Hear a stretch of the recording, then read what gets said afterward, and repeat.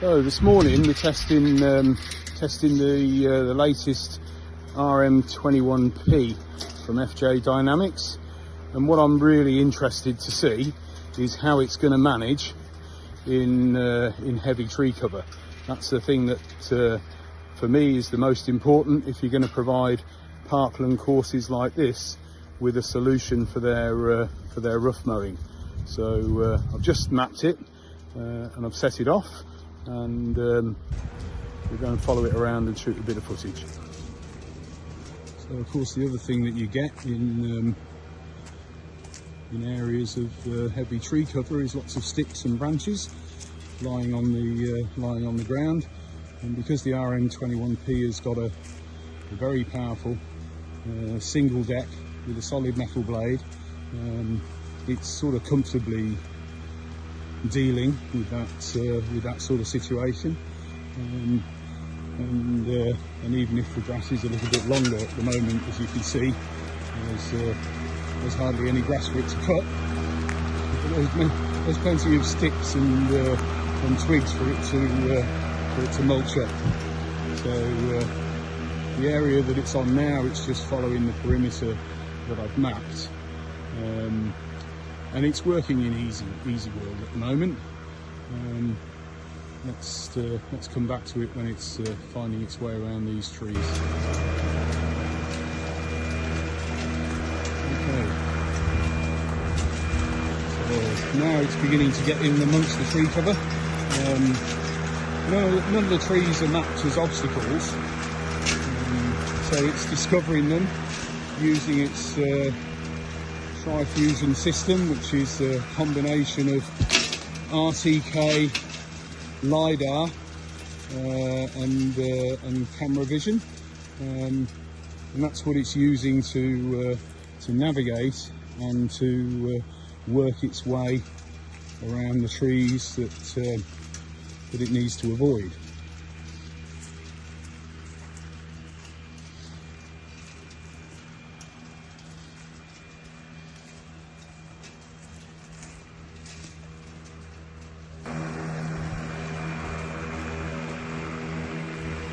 Big tall fir trees like this are perfect for blocking satellite signals, so we're taking it pretty well right underneath it.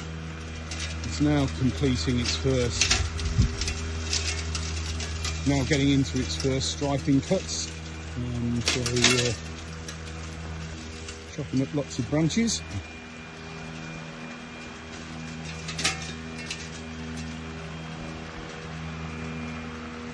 I might move that big one, but still working incredibly well.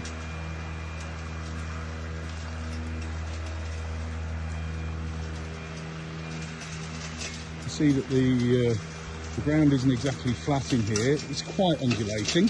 There's definitely more undulating parts of the course than this. But the RM21P has a floating cutter deck with 2 anti-scalp wheels on either side. Now, in rough areas like this, it's cutting at 60mm, so you know it's not really going to scalp the ground. But those anti-scalp wheels and the floating deck definitely help it to manoeuvre its way over more undulating terrain. So here on the app, you can see the progress that the mower is making in the area that it's been mapped to do. So it's currently been working its way around the perimeter, and now it's starting to do the striping cuts. And the setting that we've got it on is what they call smart U-turn. So when it gets to the end of a stripe, it'll turn and miss another couple of rows, and then go back again, and ultimately what you'll end up with is quite a wide bandage stripe on the grass, which is an attractive finish, especially on more wide open areas of rough or carries. Just zoomed in now so you can see that more clearly.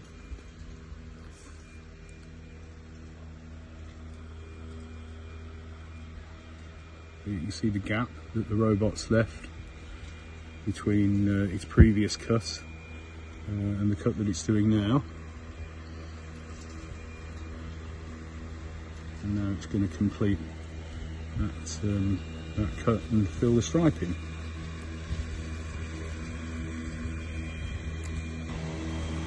Now what I really like about this is you can set specific settings for each zone that you create.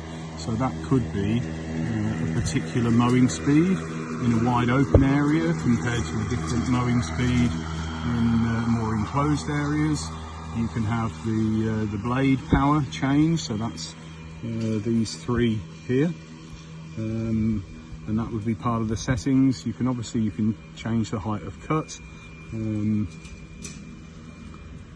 you can choose to either ignore obstacles around the edge or change from smart U-turn to just a normal zero turn, and then even its route back to the base. So all these settings are zone specific rather than being global settings, so that's really useful. Now the other option you have here, you see path direction. Default is just the robot working out the most efficient path for the shape. Custom means that you can change the direction of the robot's path within that shape to suit the aesthetic that you want to achieve. So if you want your stripes to run along the fairway, or the rough area, or if you want them to run across it, you do that within the custom setting. Right, so we're about halfway through now. This task area that I've created is just over 1100 square meters, and as you can see, the robot's now working right in the thick of the canopy. So this is going to be really challenging for it. Bear in mind, none of the trees have been mapped as obstacles. It's discovering those as it goes, and adapting its path to suit. So it's still chopping up lots of branches and twigs. So let's just have a look at the app and see how that's looking. Here you can see its progress. It's done 655 square meters of 1166. So it's 56% of the way through. You can see on here where it's discovered things that it's mowed around, that the long white line that you're currently seeing between the mowing area on the left and the main mowed area is just a consequence of the smart U-turn. So it's carrying on with that sort of wide stripe effect. Yeah, this is very interesting, and it's such heavy cover there from this massive tool thing. I really did not expect it to work, but it's working.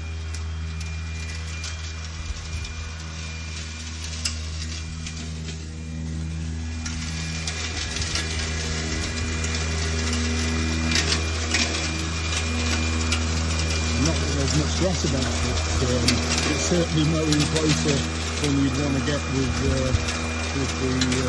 bend track, because of the height of the tree cover.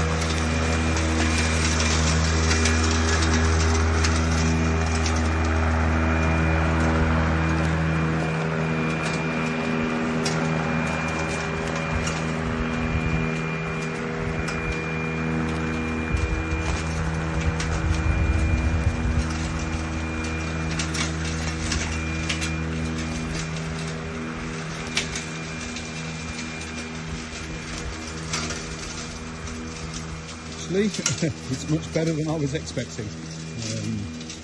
It's an incredible achievement that FJD have done here.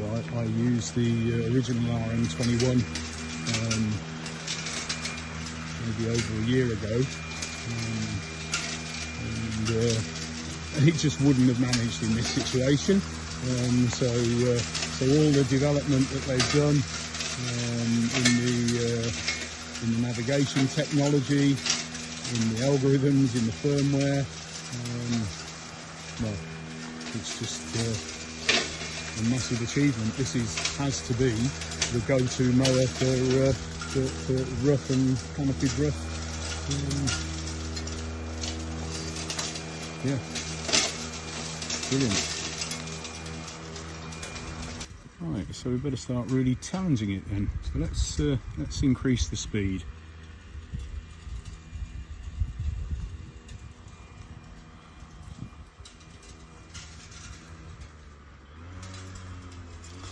So this has increased its forward speed. Let's have a look.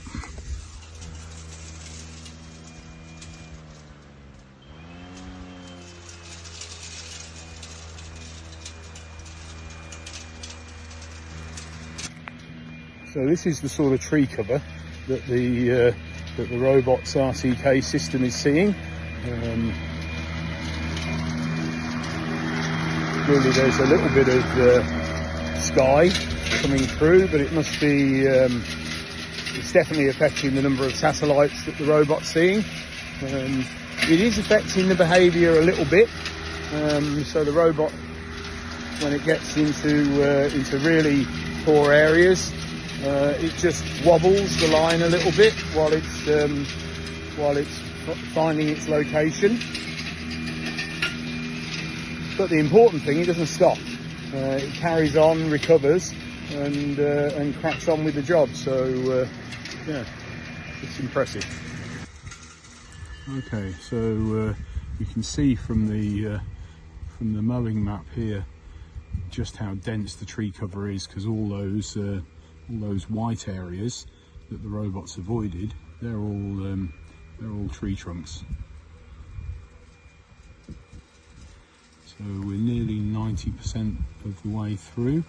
We're going to let the task finish, and then we can understand with these current settings just how long it will take to do what is arguably a very complicated and very challenging canopied area. Right, so it's just coming to the end of this task. Just under 1,200 square metres of very complicated, very densely canopied rough mowing. So it looks like it's just nipping around the perimeter to clean up some of the bits that it's missed. You can just see them on the those white spaces on the map. So let's have a look and see what the result is. So the grass wasn't long in here, but it's got to within maybe 200 or 300 mil, sometimes closer, to the bottom of the tree trunk. Certainly as close as you get to if you were doing it with a conventional ride-on mower. In this environment where the grass isn't really going to grow much, that's done quite an incredible job.